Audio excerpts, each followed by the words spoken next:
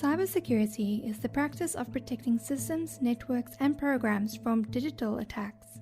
Cyber attacks are usually aimed at accessing, changing, or destroying sensitive data.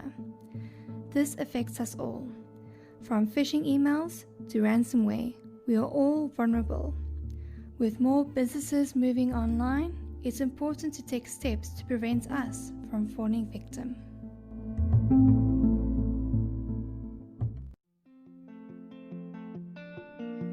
Hi, I'm Marissa Manech, and you're listening to the Woven Experiences podcast.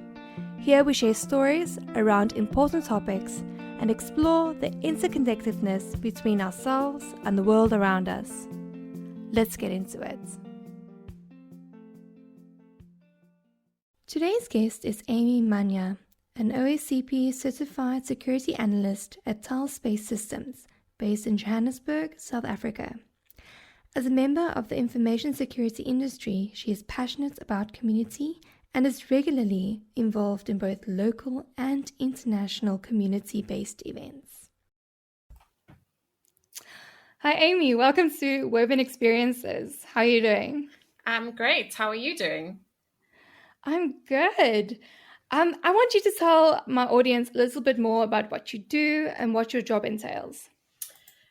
Great. So I am what's known as a information security analyst. In a nutshell, what I do for my day job is I'm a hacker. And we go into our clients' network and we look at their applications and we look at targeting their staff with social engineering, and we identify where they are vulnerable, and then we tell them how to improve their security so that they become less of a target to malicious hackers. That's what I do. Okay. Why do hackers actually get such a bad rap? Are views changing?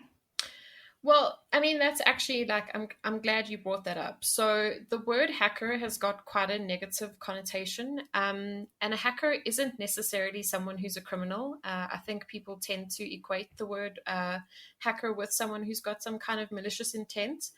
The word hacker really refers to someone who knows a system well enough to be able to manipulate or do things that it's not supposed to do, or find loopholes and be able to get something out of it that it wasn't necessarily intended to do.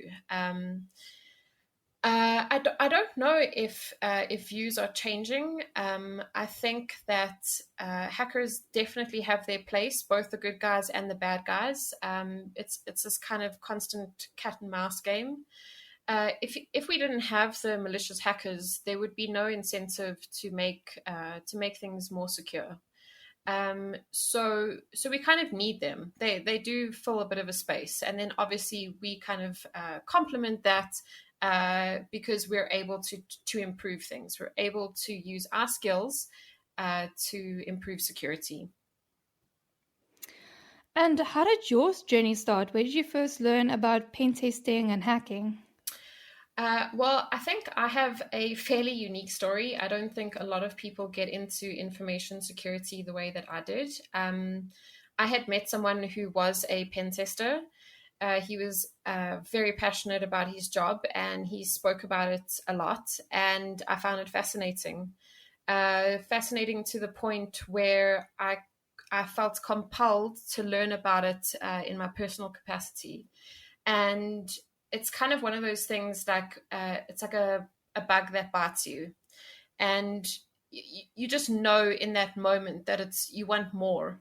Because the more I learned, the more I wanted to learn, and the more interested I was. It just kind of grew and grew and grew.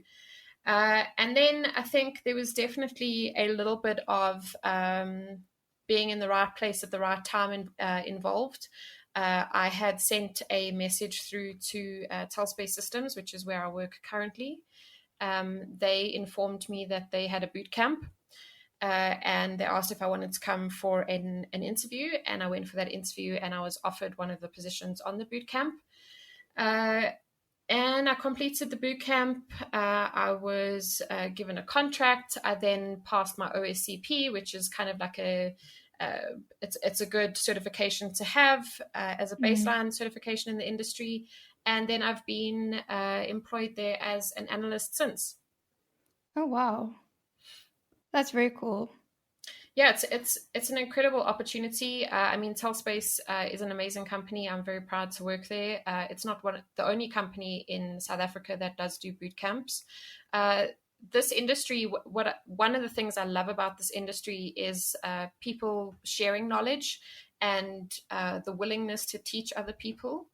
And being able to be part of that process and have really senior and experienced and accomplished people teach you and to be part of that process when you're learning, uh, it's uh, it's priceless, really. No, I can imagine. I mean, the community is constantly growing. It's great to see the kind of camaraderie that people have when it comes to new exploitations. Definitely. The people in this industry are incredibly smart. I have the utmost respect for my colleagues, both locally and internationally.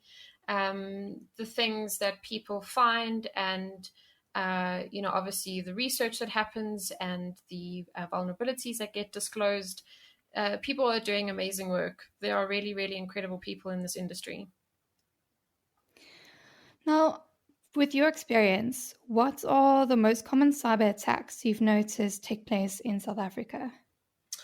So I think it's sometimes difficult to say to answer that question, just from the perspective that sometimes these attacks are not disclosed.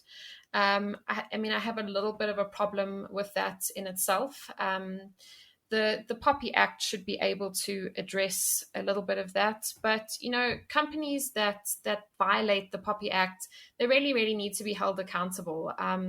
Because if their clients' data gets breached, it's really just the responsible thing to let your clients know, even if it's not law. But I think possibly some of the most effective attacks, both locally and internationally, are based on social engineering. It's really kind of underestimated, but it's incredibly powerful. Uh, we complete social engineering assessments for our clients, and it kind of always surprises us the naivety with which people approach kind of information that they've been given.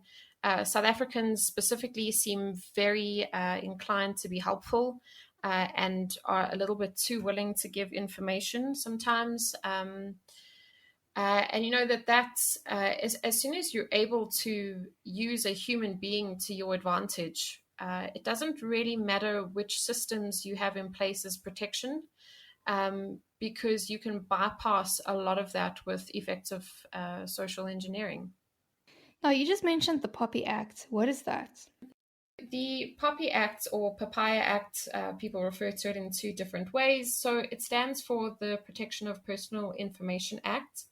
And really, what that does is it defines what makes up your personal information and how that information should be used, stored, dealt with. It's basically the legal side of personal information, which is it's something we sorely need. The problem is that tech moves at such a lightning pace, and the law has kind of been lagging a little bit behind. So it's great that these things are happening, but it's always going to be tricky for the law to be able to keep up with tech, and I'm just glad that there is something kind of happening with the Poppy Act. Okay, so the Poppy Act is a way of keeping tech companies accountable. Yeah, so at least provide some kind of framework that people can be held accountable if there is some kind of violation of your personal information, or if it's used without your consent. That does give you some kind of recourse. Okay. So we've seen several businesses and even hospitals in South Africa fall victim to ransomware. How does this happen? How does someone fall victim to ransomware? And what do you do when it happens? And how can you prevent it? So it's pretty much like, how does it happen? Why does it happen, and how can we stop it? So you'll probably find that, and I mean, I don't know for a fact. I'm just throwing out ideas here. I may be completely wrong.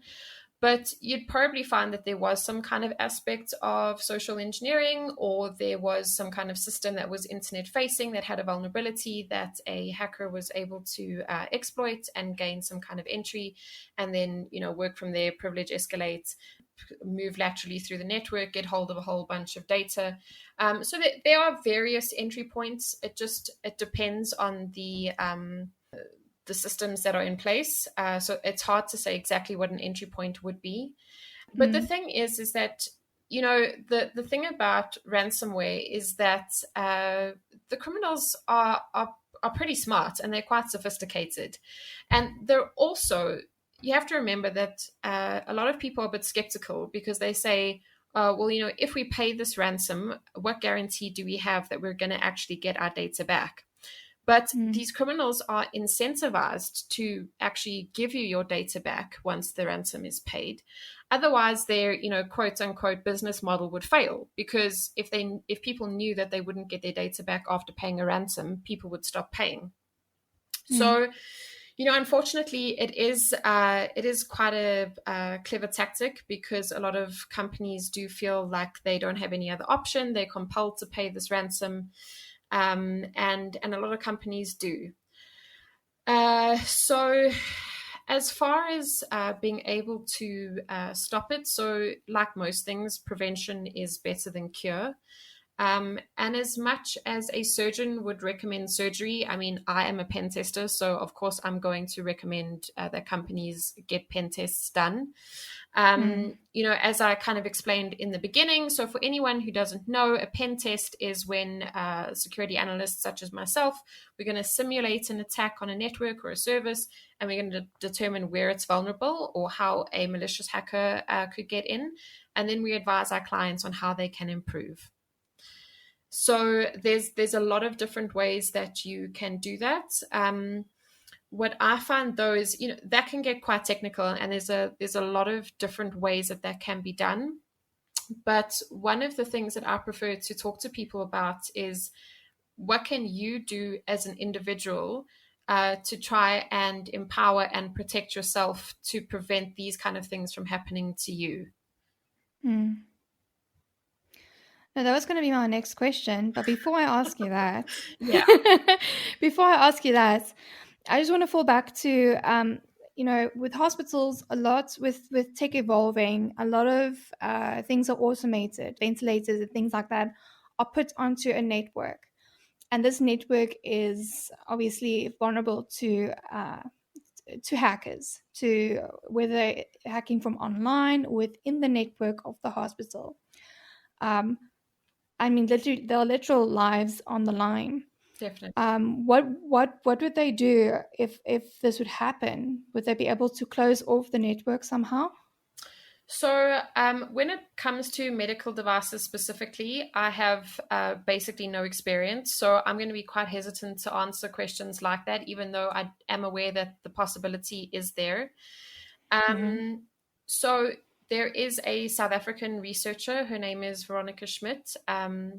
She has done a lot of research in this area, and her research is fascinating. So she had a pacemaker implant, and it kind of got her thinking, like, hang on, can we hack these things? And if you can, what can you do with it? And she's given a lot of talks about that. And there has basically, security has not been considered in a lot of medical devices, it's quite scary. A lot of that information can be retrieved, or on the scarier side of the spectrum is that you possibly could kill someone if you are able to control a medical device that is keeping them alive. I think that, look, criminals have various incentives, and what they're doing is wrong, full stop, right? So that much we don't need to kind of wonder about. But it's hard to wrap your head around why people target hospitals, especially during something like COVID and the lockdown, where people are really struggling. And I know that a lot of people in the industry internationally have been really outraged when attacks take place on hospitals. No, I mean, it's understandable. Completely. We've all got people that we care about. If you've got someone in hospital who is close to you, you're going to want them to be getting the best care that they possibly can. And if the doctors and nurses aren't able to do their job because they've been locked out of a system and someone loses their life, it's an unforgivable act. It really is. No, for sure. Now, going back to the question, or skipping it back ahead to the next question is how can small businesses and individuals prevent these cyber attacks from happening, considering they don't have the financial means to employ professionals? Okay, so there's a lot you can do in your personal capacity. So I'm going to speak about that first, and then I'll touch on stuff that smaller businesses can do. So you kind of start kind of at the bottom and you work your way up. So on your laptop or your cell phone or your tablet, make sure that your operating system and your applications are kept up to date. Sometimes it can be a pain that you've got an update pending, but that update is there for a reason. Those developers have identified some kind of problem, and that problem needs to be fixed. And the only way to fix that is to keep that software up to date. So that would be first and foremost, is make sure that your operating system and your applications are up to date. Secondly, most devices now are capable of being encrypted. And that can be really, really helpful. So to just kind of draw an analogy that makes it very, very easy to understand. Computers and smartphones, they're sophisticated devices, but at the end of the day, they just contain a lot of data. I mean, that's a very oversimplistic way of looking at them, but, bear with me for this explanation. So if you don't encrypt that device, it means that if you lose it or it's stolen or something like that, whoever has access to that device is able to access your information very, very easily. It's just a matter of plugging that hard drive in or plugging your cell phone in and being able to pull information off it. That is a lot, like considerably harder if that device is encrypted. So you may lose the actual device and make it stolen from you. You may lose it, but you at least have a little bit of peace of mind that your data cannot be accessed. And then, kind of carrying on from that, we all have a whole bunch of different accounts, and password reuse we see a lot of it, and it's very dangerous. So make sure that you have a different password for every account that you have, and make sure that your passwords are strong. So a lot of people are like, okay, well, what makes a password strong? There's a lot of information on the internet that can help you. Sometimes length beats complexity. Make sure that it's not like your name or your pet's name, or it doesn't have your birth date in it, or something that could be an easy guess based on like your username or your real name. What I recommend to a lot of people is to use a password manager. There's some really good ones. So what a password manager is, it's going to make your life a little bit easier. Within a password manager, you can input the account where you're going to be signing in. A password manager can generate a strong password for you, and then it can save that. So now you don't have to worry about remembering your password. You've now got that taken care of with the password manager. So there are a couple good ones. I would recommend that people just do a little bit of research to make sure that they're using a reputable app for password manager. And then enable multi-factor authentication wherever you can. It just adds an extra layer of security when you are accessing one of your accounts, so that even if, say, someone does have your email address and your password, they're unlikely to have your device and where you're getting that multi-factor authentication code sent to. And those things are, generally speaking, fairly difficult to bypass. And then you can do a little bit of, just just checking up on your credentials online. So you can use a site like haveibeenpwned.com. That's a free resource. It will show you if your credentials or your data has been leaked in a data breach. And if it has, then I recommend that you change that password as soon as possible.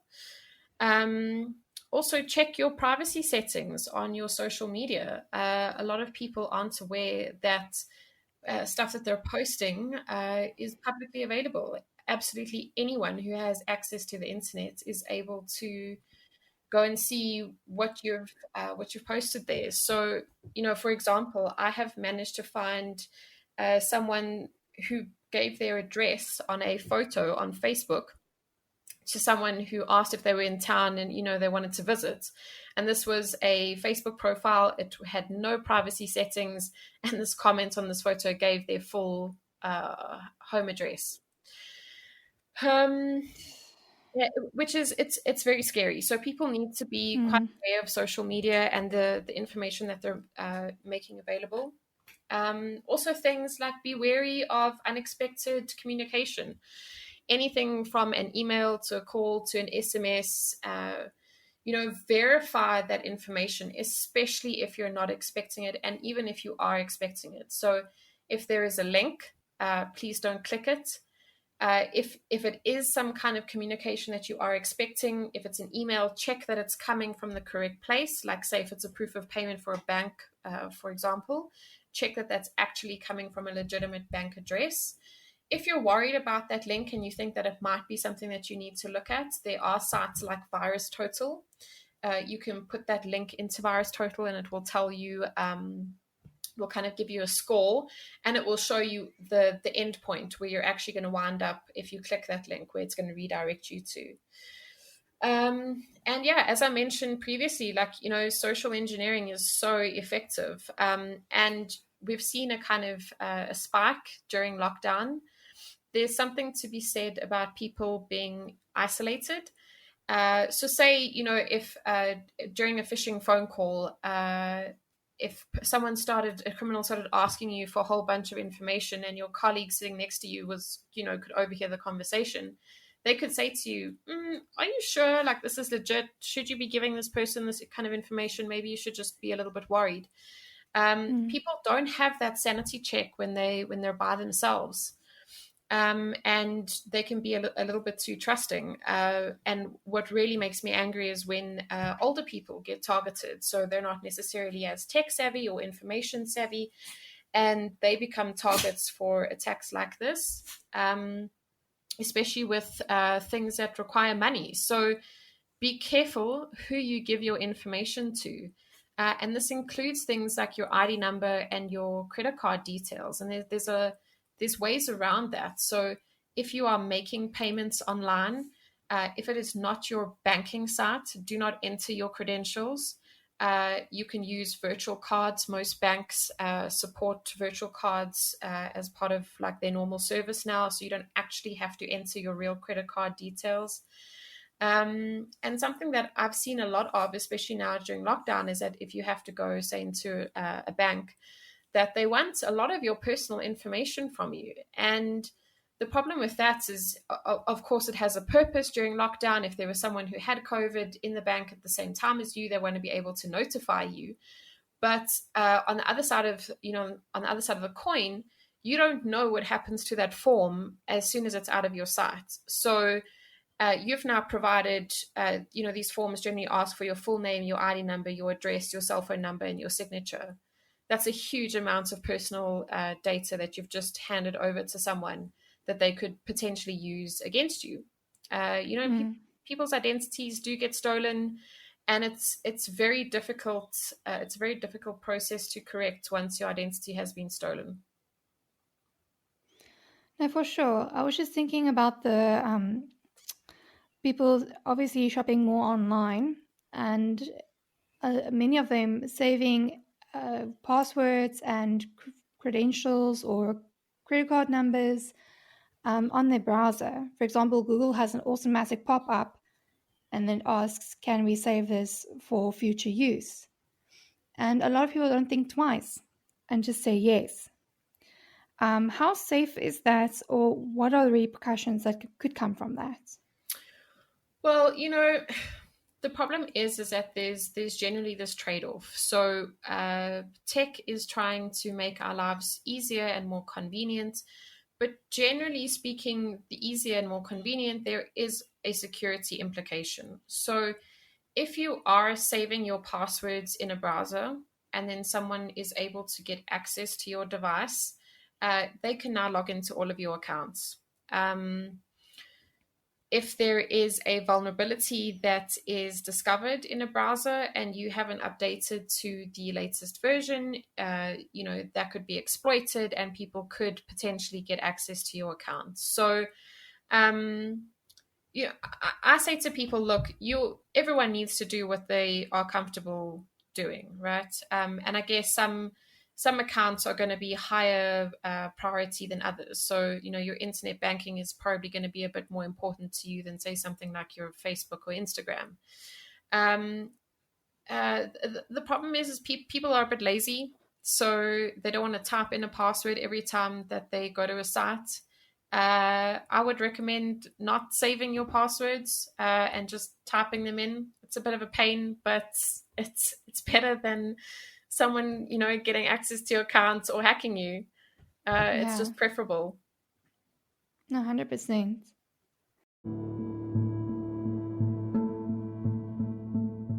Using a password manager to save sensitive information such as passwords or banking details is an easy enough step to take. Social engineering could be trickier to identify, but with awareness and practice, it can be avoided. But what happens when something is taken without consent? Something like your face. Now let's talk deepfakes. All right, I've cool. been itching to talk about this. So can you first tell us what they are and how they work? Okay, so deepfakes is a massive sphere of its own. It's good to just kind of have an idea of the definition of deepfake. So it's defined as synthetic media in which a person in an existing image or video is replaced with someone else's likeness. So by virtue of that definition, to me, it generally refers to your face or your appearance. I like to interpret it a little bit more loosely. So obviously my research has touched on voice. So I kind of include voice within that definition in my own personal definition. Because if you think of some people that have very distinct voices, like, the likes of David Attenborough, Morgan Freeman, even Donald Trump. Like you can hear a few seconds of audio and you will know exactly who that person is. So to me, not always, but in many instances, a voice can be as unique and as identifiable as someone's face. So the world of deepfakes is incredible. I've just scratched the surface. So from what I've researched, most of what has been developed has focused on essentially superimposing one person's likeness onto another. So, everyone's kind of seen a funny meme with, like Nicolas Cage's face on someone else's. And haha, it's very funny, but equally, you've kind of got the dangerous side of this. So it's like, yes, we can make a joke and we can make something funny, but where is that line until this can start becoming a little bit dangerous? So, something that I've spoken about, I think, most of the time when I present is that politics and politicians are an ideal target for this kind of thing because you've got fake news and fake media, and people are so inclined to just believe things at face value that when they are confronted with something that is a deep fake and they're not too critical about it, they don't know the difference, and that's when it can become quite dangerous. So So obviously there's been many apps that have come out that superimpose people's faces. The ones that I've looked at look at spoofing voices. I've just come across one in the last week where it's able to lip sync. Basically it takes two pieces of data. It will take a video and it will take a sound clip. And it is able to basically superimpose that sound clip and make the person's mouth move according to what has been said in that audio. Now, if you're thinking kind of what I'm thinking, you start combining all these things, and the fact that they're just constantly getting better and better. It's going to come to the stage where we're not going to be able to discern what is real and what is fake, because it's going to be so convincing. No, that's a terrible thing to think about. But I read an interesting article. It was written from someone in the States. It was statistic that came out. Everyone's fear was kind of that deepfakes was going to be used as a political weapon and threaten national security. However, the majority of victims of deepfakes are women. About 96% of this is not used for politics, but rather for porn. With such as advancements, why do you think they used to create non-consensual pornographic imagery or videos? And is there a way to stop it?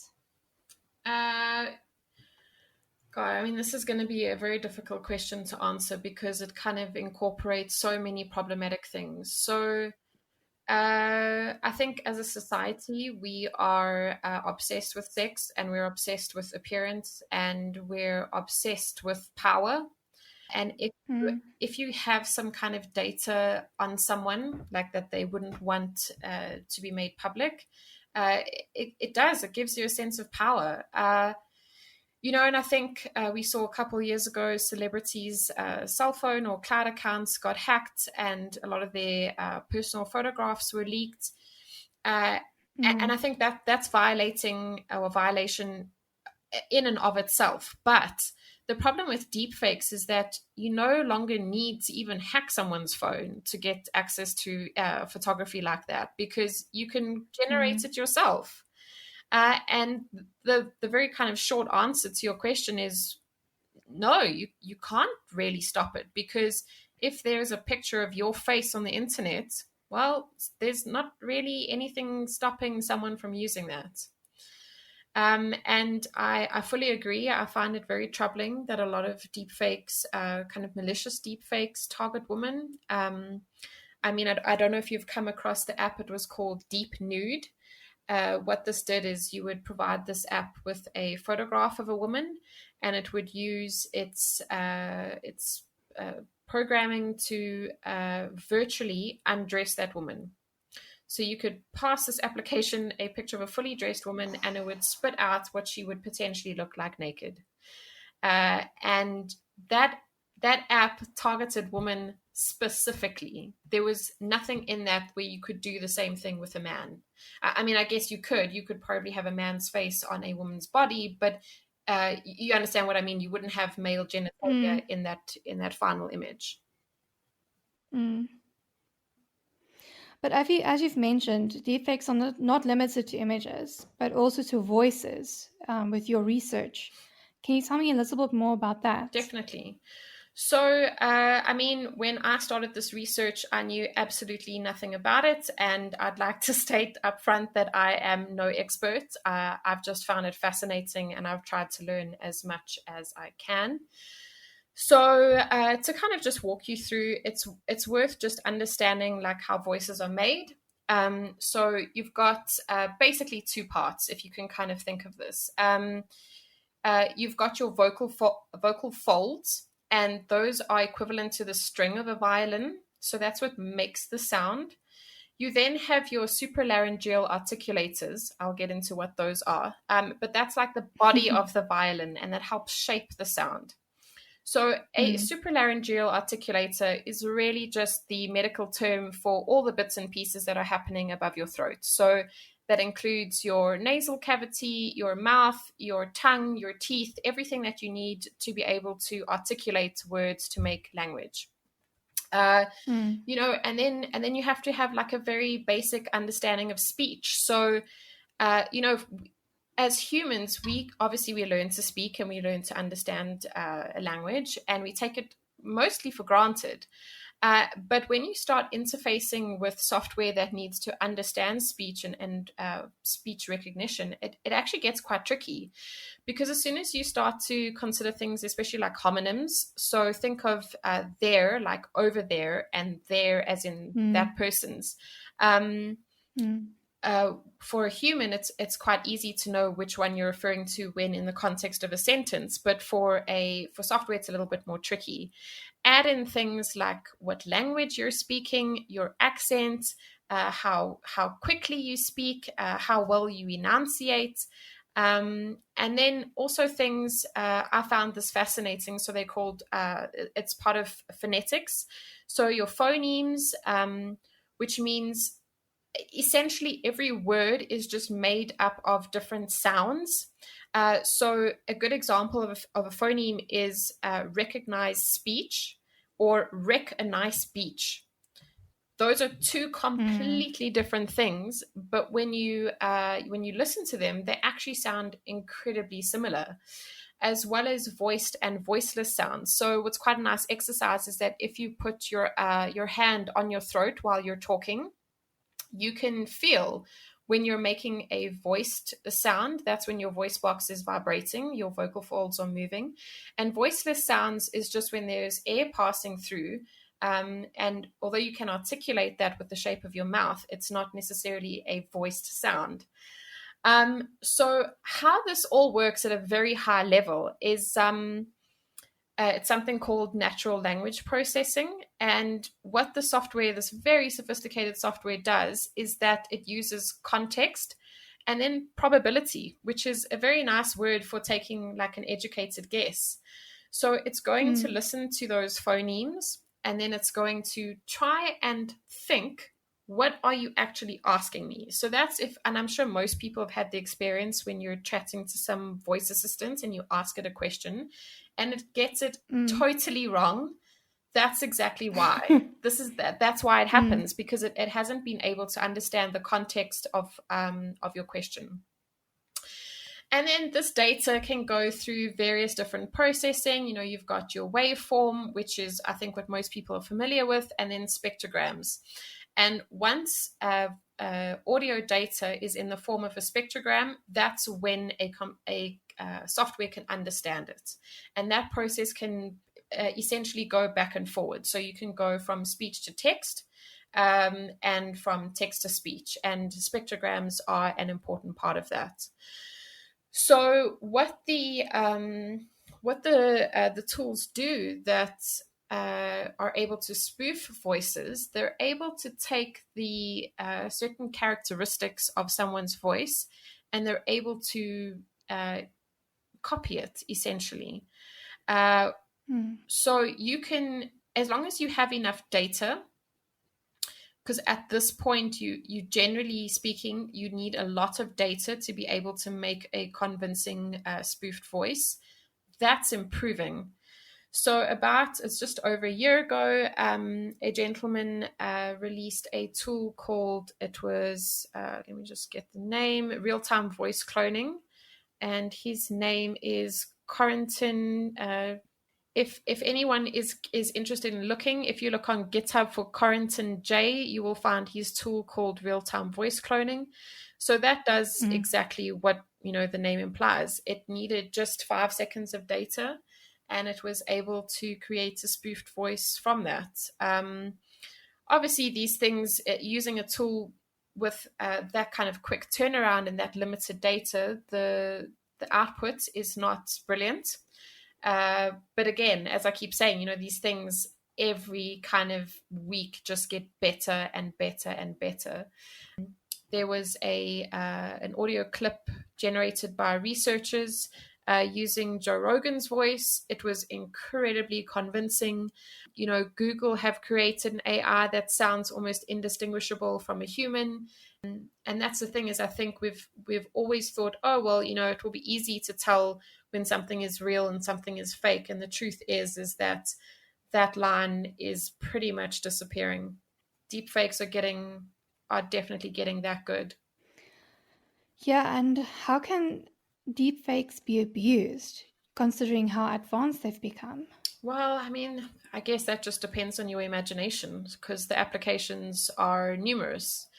So, just to kind of give you a couple of examples, also last year, a company was attacked. Attackers managed to spoof the CEO's voice, and they called one of the managers and they asked for a payment to be made. And it was about $250,000, which is, for the average, that's an enormous amount of money. And apparently it was so convincing, like they'd managed to get his accent. He was very convincing in this spoofed voice. And the victims only really realized that it was a problem when the attackers, I mean, it's so cheeky, they phoned a second time to ask for a second payment to be done. And that's when people were like, something doesn't quite add up here. So there's a lot of memes. There's a lot of where people will take scenes from a movie and impose someone else's face. I've seen quite a lot of political videos and commentary about impersonating politicians.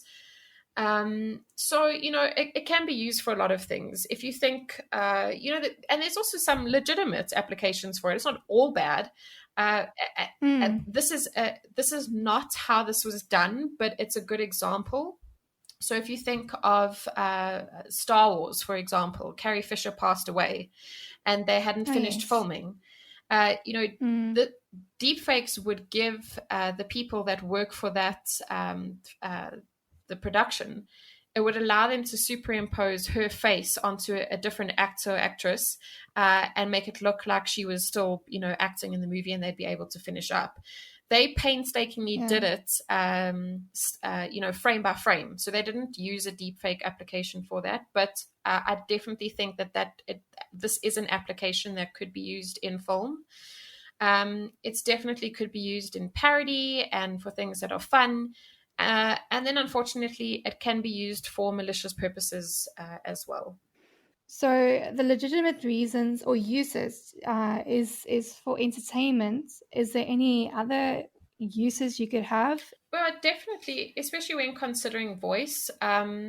So say if you're a company and you have a call center and you don't necessarily have the budget to hire a voiceover artist, you could use something like a text-to-speech framework to be able to record the message that you want to play, or to read out the script of the various options, say when someone calls through to that call center. There are interactive voice assistants now on some South African banks are offering that. There's also, say, if you have some kind of neuromuscular degenerative disease and you lose the ability to speak, this could offer you a way to kind of keep your voice. So definitely, that's the thing about this industry, is that a lot of the things that are developed have a very good intention, but they can often be used for good and for bad equally. Yeah. I'm just thinking this might be the future for audiobooks. Yes, that's a brilliant example as well. Now, how secure is biometric security when you consider what we've just spoken about? So, in a nutshell, it's also worth just having a basic understanding of what biometrics are. So any kind of biometric is going to use a body measurement and then a calculation related to that to verify if you are the person who's trying to gain access to whatever system you're trying to gain access. And there are many, many ways that you can employ biometrics. So some of the ways that we're most familiar with is obviously our fingerprint. I think most people with a smartphone now have something that can use their fingerprint to unlock the phone. It can identify your face. It can identify your iris. But there's things that can identify like the way your heart beats. There's apparently everyone's heartbeat has some kind of individual characteristics. Things as well, like how you walk, obviously it's not practical for a cell phone to be trying to assess how you walk as a method of biometric authentication, but they do exist. So how safe are they?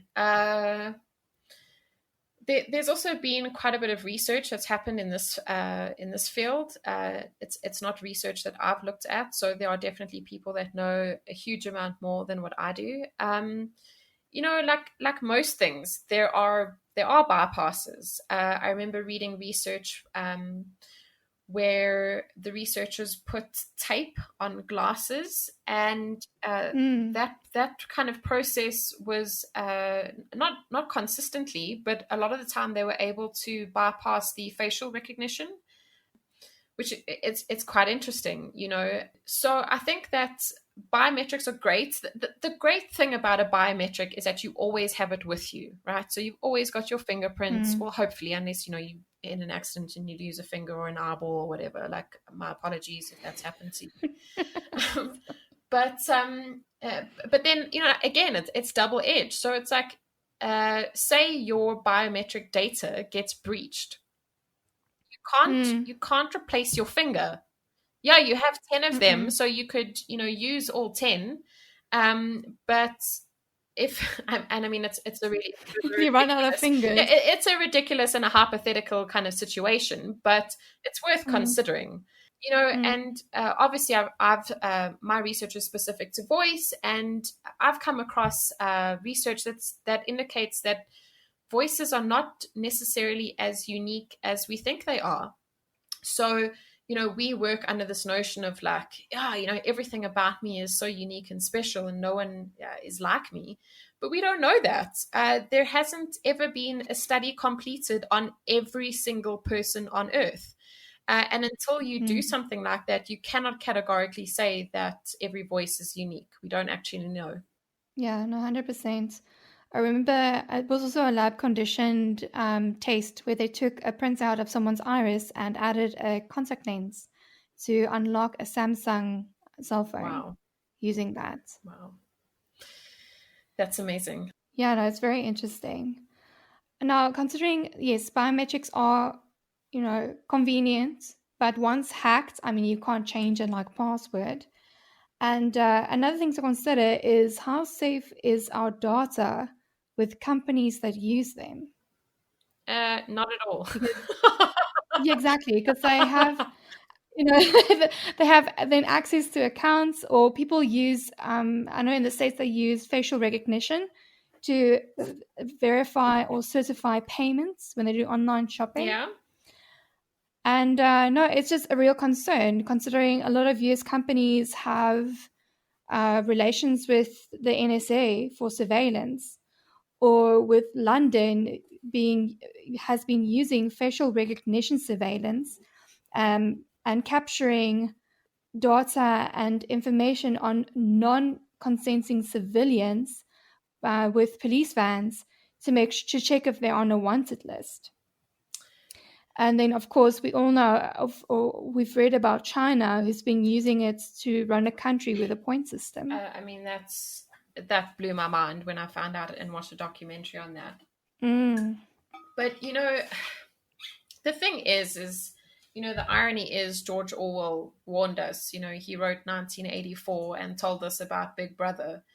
And then we've basically, we opened the front door and we let him right in. So, I'm now referring to things like your social media and your search engines, who are perhaps just as bad, if not worse. Show me who reads the terms and conditions. It's the minority of people. And I think as soon as someone realized that you could monetize data, the world changed. Yeah, 100%. And I think consent is black and white. You either consent or you don't. But I think people sometimes don't realize what they're consenting to. And I'm not trying to take some kind of moral high ground. I use social media. I'm just as bad. But at least I'd like to feel like I'm a little bit more aware, at least. And I think that awareness is what's important. So, yeah, I don't like the monitoring civilians with facial recognition. Obviously, from a legal perspective, it's quite convenient if you're trying to track criminals and you know what they look like. Sure, that's great. But it really just feels quite invasive. No, 100%. So some of my research also looked at IoT devices and how they can potentially be vulnerable. And a lot of people have really embraced this smart home vibe, which is fine. I have nothing against that. But I think that people do need to be a little bit wary of IoTs, especially ones that have, like a camera and a microphone and a speaker, or especially the microphone. So what actually happens, and a lot of people didn't know. So these devices have a wake up command, but they are constantly listening for that wake up command. And they're also constantly recording. And what happens is that if you engage with one of these devices, you give it its wake up command, and then you start asking it questions. That is recorded. That is obviously in some capacity linked to your account, because say if it's a Google Home, you have to have a Google account to be able to use it. And then this data goes through a QA procedure where human staff check that the device is working as intended, that it's giving you the proper results to adequately answer the question that you asked it. So if you think, like, if you say to this device, "What's the weather today?" That's no one cares. That there's nothing sensitive about a question like that. But say this device mistakes a wake up command when you're having a sensitive discussion with a partner, and then that gets recorded and sent through to someone for QA purposes. Amazon and Google said that it was completely anonymous, but is anything ever completely anonymous? Do you really want a stranger listening to those conversations? I certainly don't. So, this is the kind of ugly side of IoTs that I think people also need to be a little bit more aware of. 100%. Just for some of the listeners who are not aware, what is an IoT? IoT stands for Internet of Things. As a kind of loose definition, it really just means something that has an intended purpose and that can connect to the internet. So something like a smartphone is not really an IoT device because it's a little bit too sophisticated. So an IoT device, good examples are things like baby monitors, those vacuum cleaners, little robotic vacuum cleaners that you can clean your house. And they often, there's a rush during the kind of production. Security is not even considered. There's no way of updating the firmware or the software on these things. So even if some kind of vulnerability is discovered, there's no way to fix it. A lot of these things don't come with the opportunity to set a password, or people don't change the password. So if it's internet facing and you can use something like Shodan to find these devices, and you can use default credentials to get access to it, then you could possibly have some stranger watching your baby or watching your CCTV footage of your house or listening to your conversations. So as much as it's very cool to have these devices, whenever, people ask, well, how can they kind of make it a bit better? Have a segmented Wi-Fi network at home. Put all your IoT devices on that segmented Wi-Fi network. If you don't know how to do that, Google is amazing. I can guarantee you if you Google it, someone will have a walkthrough for how to set up a segmented Wi-Fi network on your router.